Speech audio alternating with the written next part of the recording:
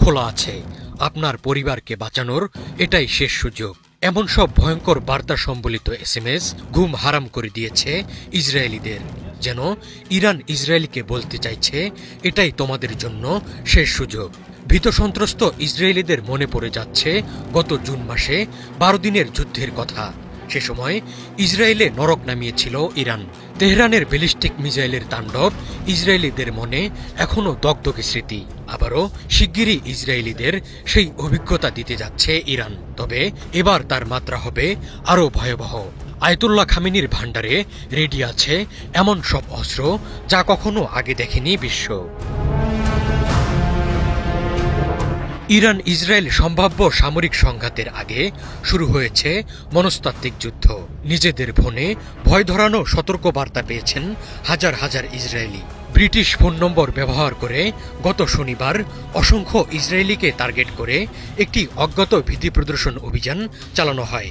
এসব সতর্কবার্তায় ব্যবহার করা হয়েছে ইসরায়েলি নাগরিকদের ব্যক্তিগত তথ্য, এমনকি জাতীয় পরিচয়পত্র নম্বরও। এ ঘটনা ইঙ্গিত দিচ্ছে প্রতি মুহূর্তে নিরাপত্তার ঘেরাটোপে থাকা ইসরায়েলের গোপন তথ্য ভাণ্ডারে হাত দিয়েছে ইরানি গোয়েন্দারা। ইসরায়েলিদের ইংরেজি ভাষায় পাঠানো একটি বার্তায় বলা হয়েছে, এটি আপনাকে এবং আপনার পরিবারকে বাঁচানোর শেষ সুযোগ। আমাদের দূতাবাস আপনার জন্য খোলা আছে, আমরা আপনাকে চিনি। অন্য একটি বার্তায় বলা হয়েছে, আমরা আসছি, মধ্যরাতে আকাশের দিকে তাকান। এমন বার্তা ইসরায়েলিদের গত বছরের জুন মাসের যুদ্ধের সময় ইসরায়েলের আকাশে আধিপত্য দেখানো ইরানি ব্যালিস্টিক মিসাইলের কথা মনে করিয়ে দিয়েছে। সে সময় 12 দিন ছিল ইসরায়েলিদের জন্য নরকসম। তেল আবিবের অত্যাধুনিক আকাশ প্রতিরক্ষা ব্যবস্থা ভেদ করে আশ্রে পড়ে তেহরানের বিধ্বংসী মিসাইল। ওই সংঘাতের পর ইরান এখন আরও পরিণত। অত্যাধুনিক মিসাইল আর ড্রোনের একাধিক মহড়া চালিয়ে নিজেদের শান দিয়ে রেখেছে ইরানি বাহিনী।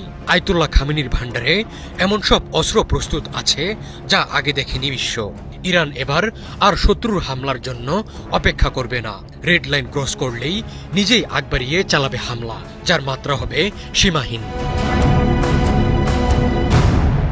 ইসরায়েলের ন্যাশনাল সাইবার অথরিটি এই ঘটনাকে জনগণকে আতঙ্কিত করার একটি নিম্ন স্তরের প্রচেষ্টা বলে উড়িয়ে দিয়েছে। তারা এসব বার্তা উপেক্ষা করে স্বাভাবিক জীবনযাত্রা অব্যাহত রাখতে ইসরায়েলিদের প্রতি আহ্বান জানিয়েছে।